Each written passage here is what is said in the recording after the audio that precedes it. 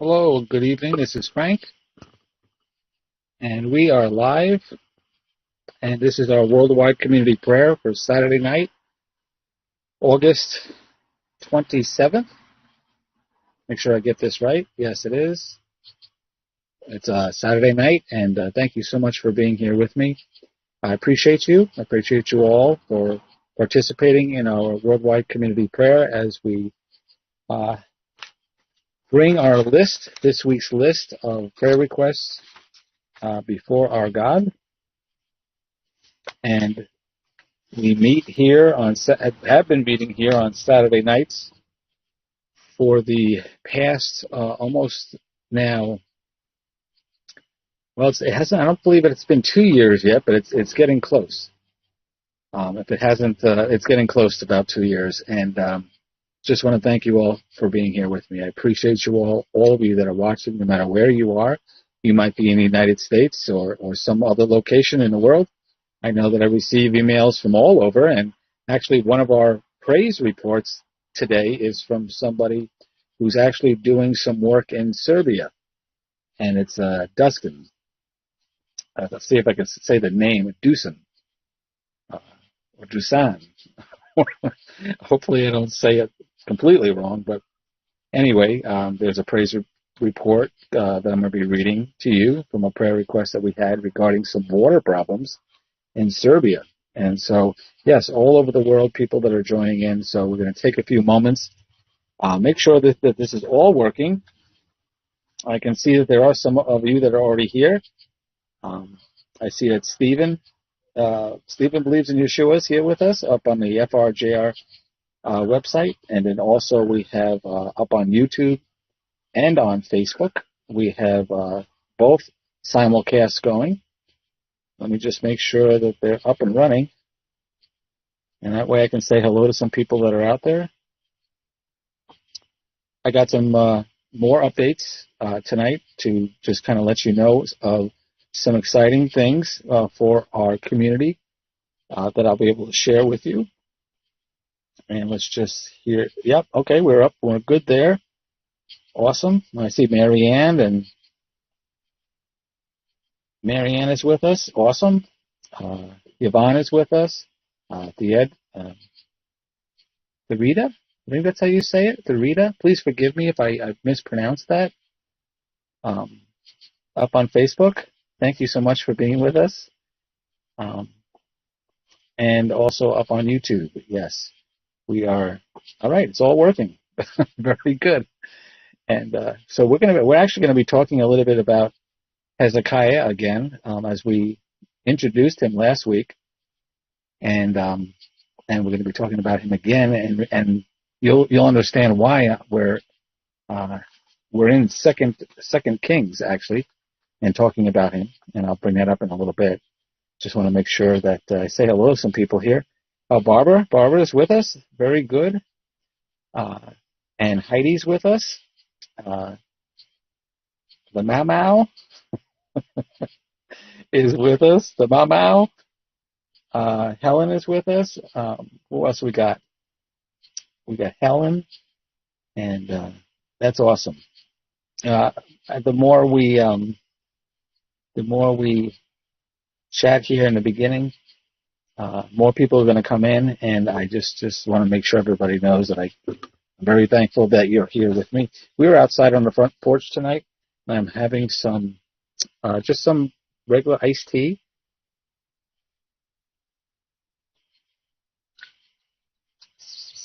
We got Loki here. See if I can get Loki to get on camera. Nope. Loki's on the prowl. The sun has just gone down now. The days are getting shorter.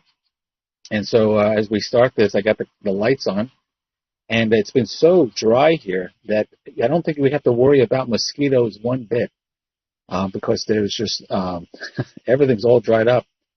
And but it's a beautiful evening, a good night for a campfire. But in my location where I live, you're not allowed to have a campfire because it's so dry. And so they've kind of like said, put a squash to any open fires. So that's a bummer. But tonight would be a good night for a campfire. And So let's get right to some updates here. So I did get an update in regards to the not the parsonage, the Pakistan orphanage. We are working with our team in Pakistan, Pastor Tariq, and the EFC Church in Faisalabad. And so we got an update on some details on the reorganization of our plans. And the team over there has, I asked them to share with me their thoughts as we have been going back and forth with different meetings and discussions. There's been a long delay. I would have to say it was at least almost a month delay in just trying to seek the Lord's will and exactly what to do, because there's been so many closed doors, and we are still we still have our funds that we've been collecting. Those are still there, and those are waiting for things to be put in proper order. The website is going to be updated with this new information that you're going to see, because the land purchases that we had initially intended to, we did start actually, and we invested some funds in getting that going, had to be changed due to the inflation in a lot of these countries just went through the roof. It's not just here in the United States, it's all over the world. And it really hit hard in Pakistan. So we could not afford the initial plan, and those numbers have changed. All that's going to be updated on the website at frjr.org under charity projects. You can go there I'm pretty sure I'll have that complete by Monday, and you can go there on Monday and see the new information. We still have a few meetings that we have to go through to finalize the plan, but the good thing is that it's not canceled, and that we are just working in a smaller way where we can affect children, especially girls. We're going to really focus on the girls because they have it the hardest, and we have the tools, abilities, and people with gifts that can actually help the girls better. And so we are actually going to try to work within the property of the church, where the church is located, and we're going to finalize on some agreements that need to be made for the property that's there. So all these things got to be worked out and tweaked, but we're actually now moving in a certain direction. We have a team. The people at the church are willing to help and work, but it has to be done correctly. We can't just hope for the best and throw this money that we have donated to it without there being a really stable plan with a backup on this, because you're dealing with kids, you're dealing with young adults, and you're dealing with families that are willing to donate their time in a country that's very poor. So this is we've been reaching out in different ways for different ideas. We've literally even made agreements. All of those doors have been closed, and so we are focusing now on what we have.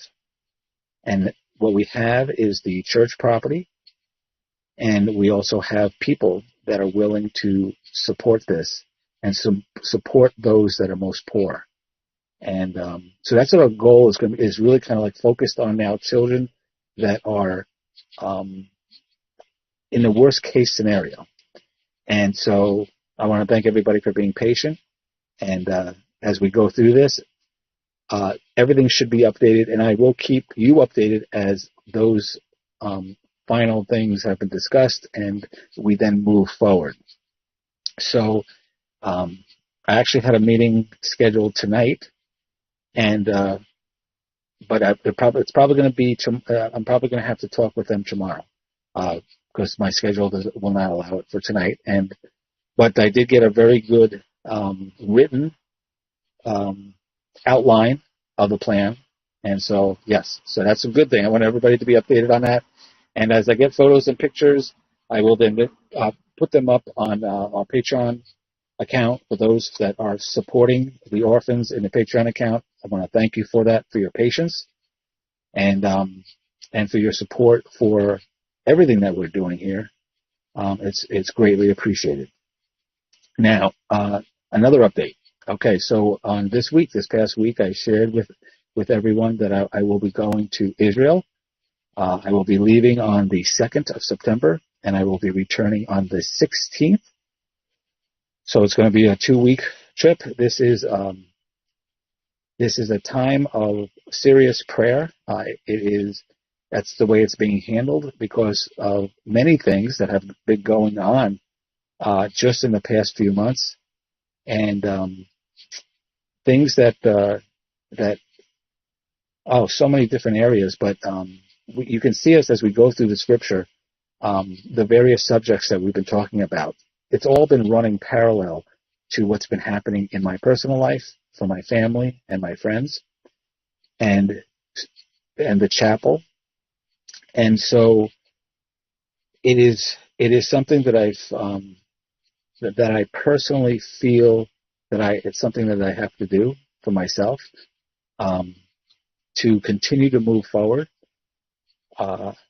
and trying to. I need some iced tea. I need some iced tea. Please forgive me.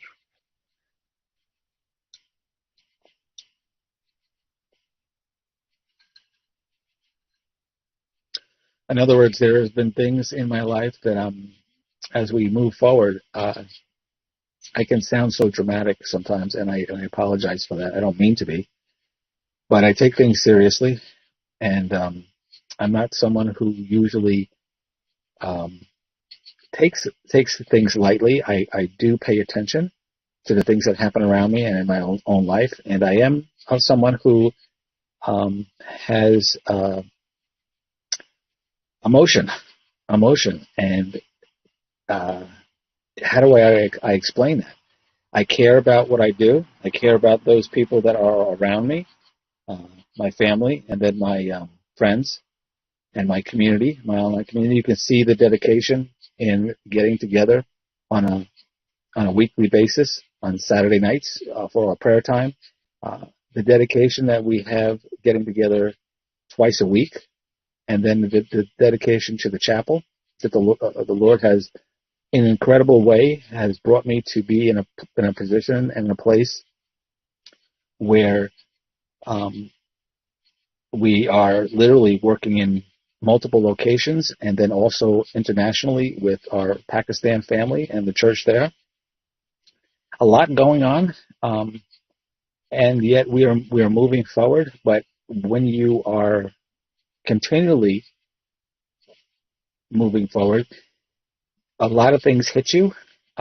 You still got to live your regular life. You still got to take care of yourself and your walk with God, your personal walk with God. And in that respect, I work with a lot of different people that are out there. And this is including family. This is everybody. And it's not easy. And I'm not saying that in any way to complain. It's just reality. It's just life. And then plus everything that we research and everything that goes on in this world that we've been paying attention to and praying for.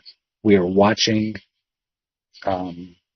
some pretty biblical events taking place, and the setup of many other prophetic events that are right on the horizon. And so with all of this going on for my own life and my own self, I do feel as if I have gone through some trials, and my hope is that in those trials I can manage myself, and I can be the first one to raise my hand and say sometimes I go through trials and I don't handle it perfectly, but I do care through the process. And my goal is that everyone who's associated with me is blessed and is not misled or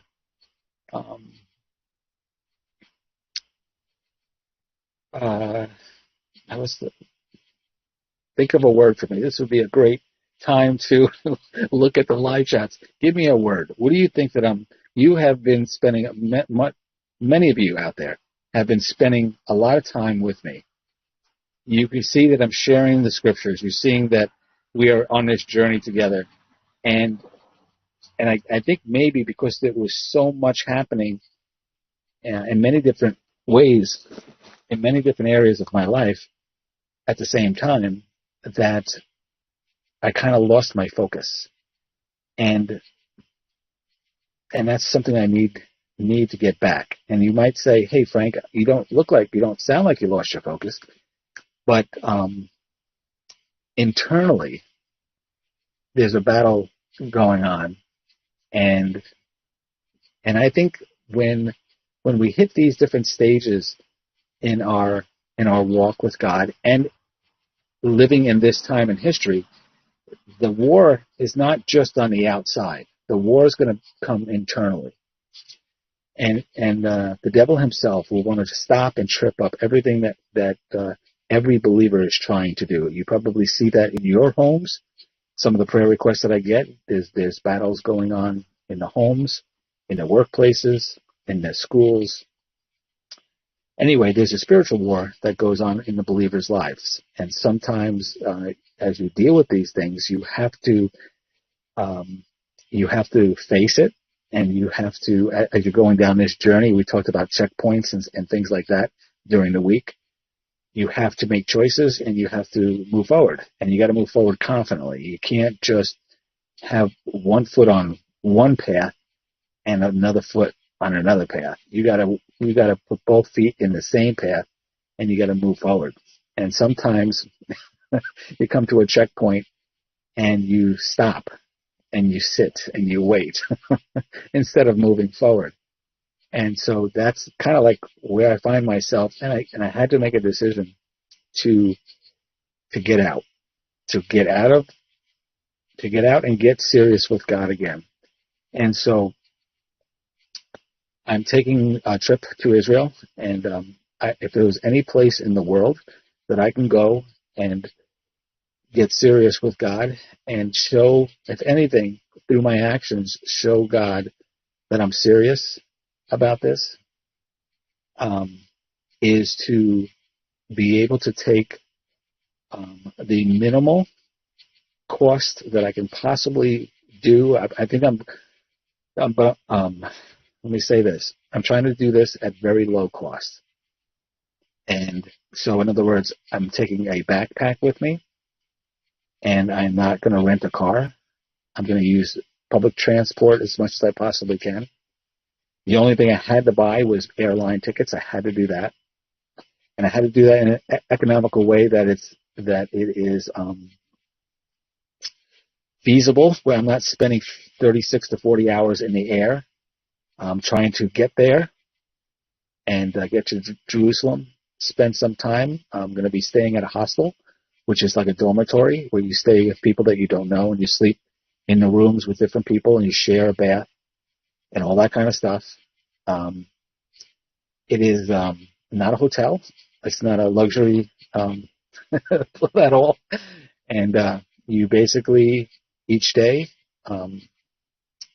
there's markets that they have where you can just buy some food here, buy some food there, and that's what I'm going to do. I'm going to just go and I'm going to stay in Jerusalem. Where I'm staying is actually right near the Temple Mount. It is actually right on the. It is right alongside the Temple Mount walls in the inner old city. So it's going to be very interesting. I'm going to be needing your prayers. This is not something that I've ever done before. In my first trip to Israel, it was before you knew me. It was before I was doing anything online. And I went with my mother. My mother asked me to take her. And she was very kind. She took care of the full cost. We got a tour. We were on a tour. And so we got to visit all the different places in Israel. It was a wonderful 10 days to spend with my mom. And we got to do that. That was in 2019. That has now given me the ability to go over on my own to see exactly how the first time around gives me the ability to know what I can and can't do. And this time I'm going to be going by myself. It's going to be something where it is going to be a lot more affordable than the first time around, but yet it's also going to be a lot harder. It's going to be hiking everywhere, and yet staying in the location around the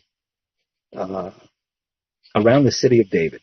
So if you want to know approximately where I'm going to be, it's going to be around the city of David, the locations where the ancient ruins, archaeological digs on the city of David, where I also believe that the temple once stood.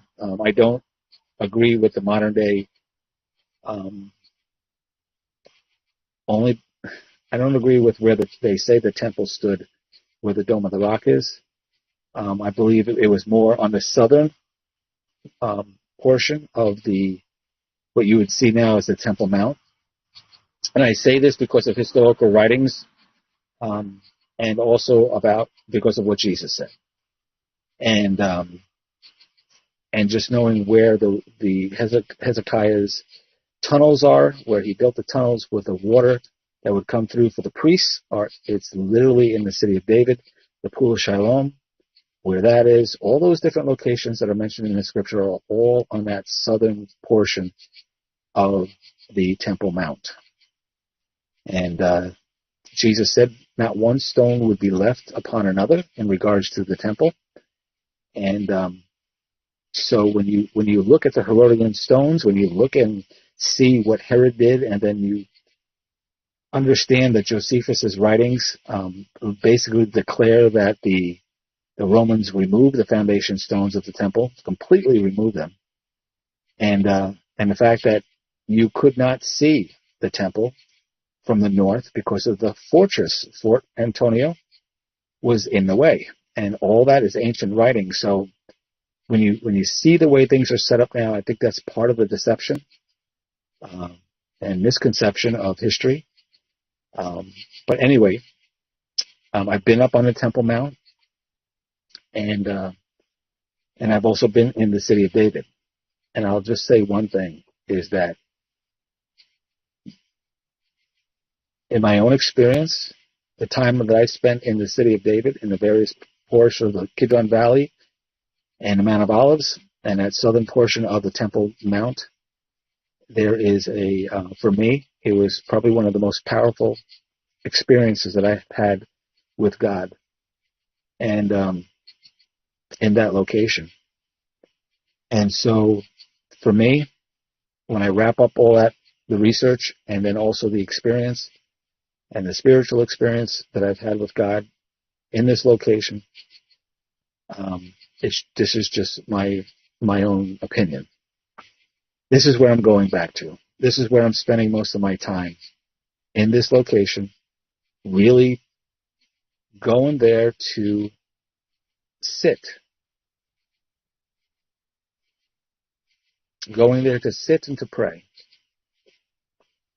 And to pray for many different things. And you all are one of those things. And so I want to involve all of you in this as much as I possibly can. So what I'm going to do, and I can let you know this now that I have better confirmation on where I'm staying, Lord willing, if I make it on the plane and get there, and and I figure out how to use their transit system, we will connect. They do have cellular service. They do have Wi-Fi. So I am going to be using I'll be using Facebook Live. I'll be using this format that I'm using right now, where I can go live, and then it'll be simulcasted on YouTube and Facebook. I'll be doing this at various different times because the time zones are different from New York. Israel is a 10-hour, they're 10 hours ahead of us. So on my way there, I'm going to be losing a day.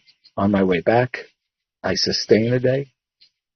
But my goal is to be able to do next week's worldwide community prayer at 8 o'clock Eastern Standard Time. And so there, it's going to be very, very early in the morning. So, and I'm going to can only do it in locations that I'm going to be able to get a cell service and also where there's lights. It's going to be interesting, and I'm going to be taking you all along with me. So we're going to connect in prayer this whole time, and so please continue to send me your prayer requests. This is where I really want you to pay attention to this. So you understand the Western Wall. You understand that is a place of prayer, especially for the Jewish people. And I will be spending time in the Kotel praying there, praying for my brothers and sisters in Christ, and I'm praying for my Jewish brothers who still need to come to Christ. And I'll be praying at the Kotel for them. But I'm going to be praying also I'm going to be praying to our Lord in various locations. Like I said, mainly in the city of David, and I'll be sharing that. But I want you to send your prayer requests to me. If you would like me to pray for something specifically while I'm there offline, please send me your prayer requests and send it by email, please, this week. And please do it before Friday. So in other words, do it before the beginning of September. September 1st will be the last day that I check my emails in regards to that.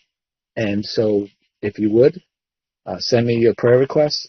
My email address is info, at frjr.org. Send any type of prayer request.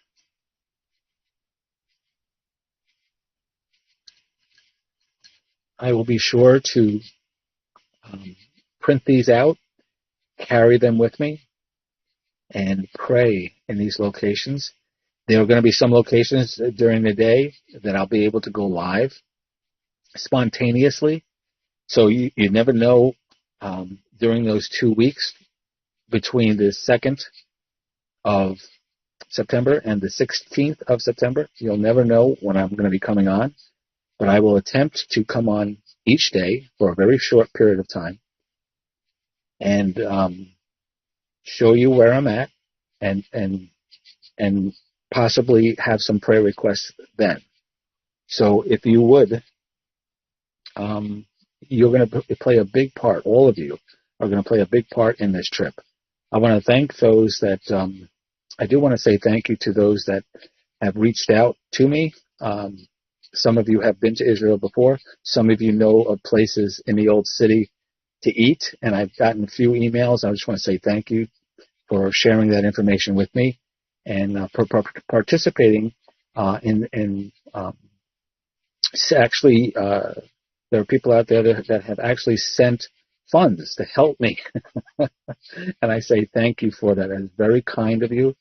It is appreciated. And I'm not there to buy things. I've done that. That's not my goal. My objective is not to see the nation of Israel. My objective is almost like a pilgrimage, where you would go like they did in the book of Acts and in the Old Testament writings, where they would go up to Jerusalem. And it's amazing too, because the study of Hezekiah here is a great reminder of a king who reinstated a lot of this in his time. You're taking serious your walk with the living God of Abraham, Isaac, and Jacob, and the God and Father of our Lord Jesus, our King. This is the location of his return. And so basically what I'm doing is I'm taking a step of faith, and a literal step of faith, and going there. My prayer is that I'm protected. I'm not going to be foolish. And to think that I'm just going to flippantly just go there and do this, I need a lot of prayer.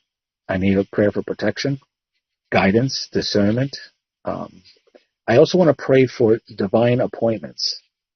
When I went the last time, I had some pretty amazing things set up with people who I didn't know, but God knew what I was doing the first time around, and He literally set up people that I met. And one of those people that I met, actually, let me share with you a story. This is a story from the 2019 trip. And this just gives you an example of how intense things can get when you trust God and just let Him just do things that you can't figure out. But anyway, I was at the Dead Sea, and we were staying at a hotel. My mom was up in the room. I was hanging out. I could not sleep. I mean, I slept good during that trip, but I mean, I just was just so excited the first time around that I just had to be up and about. And I was hanging out in the front of this hotel in front of the Dead Sea, and I had just got out of the water. It was pitch black. At the Dead Sea, I have to say there were two divine appointments that evening. One was I met somebody in the water at the Dead Sea. I kind of stayed in it for a long time, and it got dark, and it was pitch black, and I'm still in the Dead Sea, floating. Okay. And there was a person who I met there who was also there doing the same thing. And as I was praying and thinking, a lot of reflection, it was pretty amazing. Anyway, this person who was there actually was another person who was there for the same exact reason. And so we're both floating in this water, and I meet this person, and I got a chance to pray with them, talk with them. This person was there from Russia, who had flown in for the very purpose of seeking God's will in their lives. And we had an amazing conversation as we floated in the Dead Sea in a pitch black.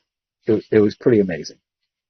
And got to pray with this person, and then I got to leave. And then when I went in and I came back out after showering, and just like they say, the Dead Sea, it does amazing things for your skin. It really does. It was fantastic. Anyway, later that evening, I showered, came back out, and just hung out in front of the hotel, just walking around. And there was a security guard that was there, did not speak English, and spoke Spanish and Hebrew, worked for the hotel. He had an amazing story, and you're probably saying, Frank, well, then how did you talk to him if he didn't speak English? Well, that's where the phone comes in, and we used Google Translate, to talk to each other. So we're standing there on our cell phones talking to each other as we're translating back and forth, because I don't know Hebrew and I don't know Spanish. So we were conversing that way. We kind of hit it off. He is a believer. He is a Messianic Jew. Interesting thing about this is that this person is a Rothschild, and their family is from Germany, and he actually, when he came to Christ through a very miraculous event, it had to do with his physical self. He had a physical miracle happen to him when he prayed to Jesus, because he was losing hope in his life. He was in the Lebanon War. He lost function in his legs. And to make a long story short, he prayed. He prayed to Jesus, and he received his healing. He gave his life to Christ. What that did was it affected his relationship with his family. His father was a rabbi, and he was removed from being in that family, and it's been very difficult for him. So he lives on his own. He had a very close friend of his die in one of the wars. So it's been very tough for him. He came to Christ, but he's never been baptized. So in our conversation that evening, he said to me, he says, I've never been baptized. I told him who I was. I told him, and he said that he asked me to baptize him. And I said to him, I would love to. It would be an honor. And so we tried to set up a time while I was there in 2019 for us to get together while I was in Jerusalem. It was also during a time when there was also another war going on between, I should say, many missiles were being shot over. And in his location where he lives, he's close enough where those missiles could hit. And the day we were supposed to meet for him to be baptized, a missile actually hit his house and destroyed his bedroom, destroyed cars on the street. It was pretty intense, and because he didn't show up for our appointment, and he sent me photos and videos of his home. And because of what was going on, he spent the night in Tel Aviv. He did not go back to his house, thank God, because he would have died. But we kept our friendship after that, and we've been speaking for the last 3 years, back and forth at various times. And so I just connected with him again, and I told him that I will be there during this time. He had mentioned to me that he still has not been baptized, and so that's one of my goals. And that's one of the goals that we have while I'm there, is that he is baptized. Where he's going to be baptized, we haven't figured that out yet, but I have a couple of ideas. And so one of the prayer requests that I have this evening for all of you is, as I share this divine appointment that happened back in 2019, that it comes to fulfillment in 2022. So this trip, this hike, this journey of prayer to Jerusalem, hopefully will have a beautiful moment of baptism for a believer in Yeshua. And so I'm asking all of you, if you would, please pray for this man. I'm not going to give his name just for safety purposes, but I will just say that this fella is a wonderful person for the time that I've known him, and this is something that he desires, and we want to be able to do this. And we pray that nothing stands in the way this time around. So that's one of my goals in going.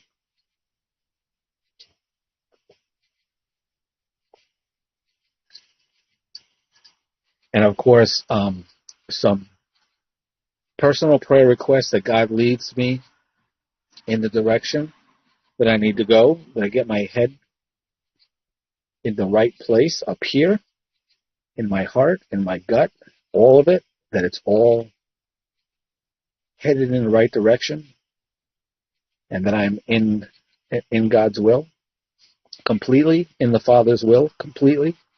That is the real. That is the goal. That is the goal, is to be right where He wants me to be. And so I'm willing to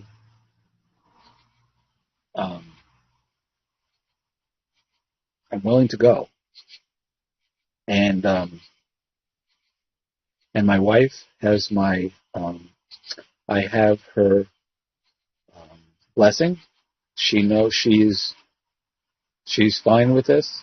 She knows that I need to go. And I know I have the support of many of you out there that are watching right now. And I want to thank you for your blessing and for your prayers. That I come back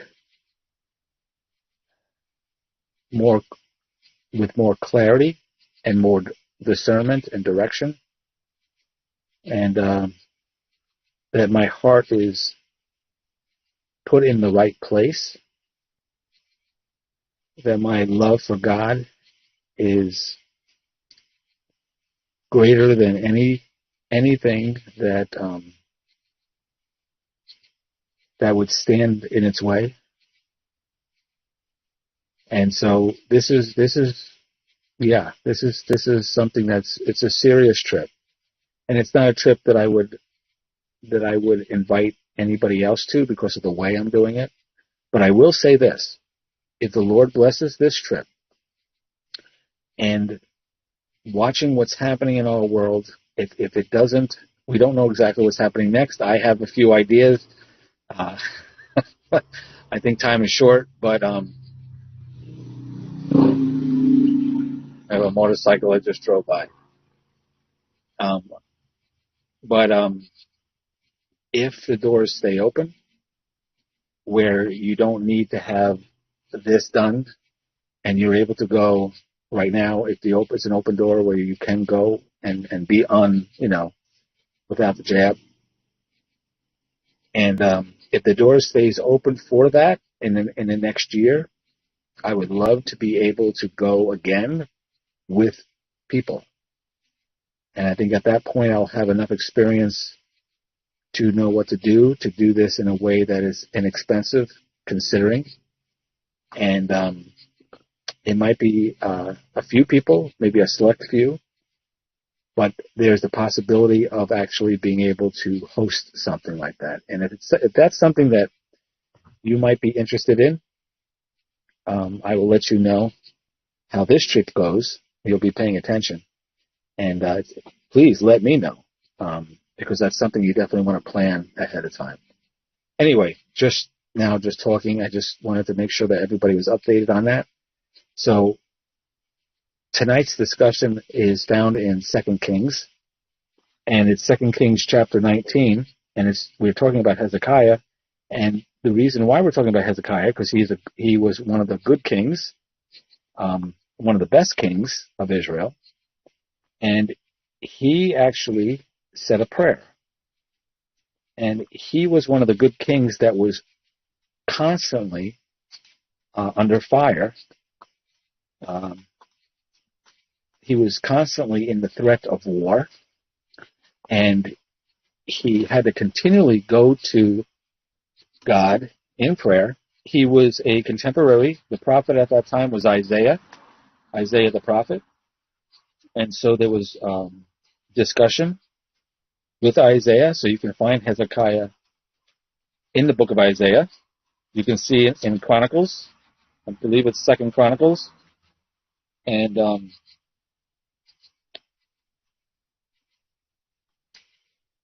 so tonight I want to read Hezekiah's prayer. Last week we were introduced to him. Tonight I want to actually read one of his prayers. And remember, this prayer comes in under heavy, he's under heavy pressure to bow to the king of Assyria. And he is continually going to God, counting on the Lord, Yahweh, the God of Israel. And he's being mocked. He's being mocked by these other nations, and they're trying to take Israel.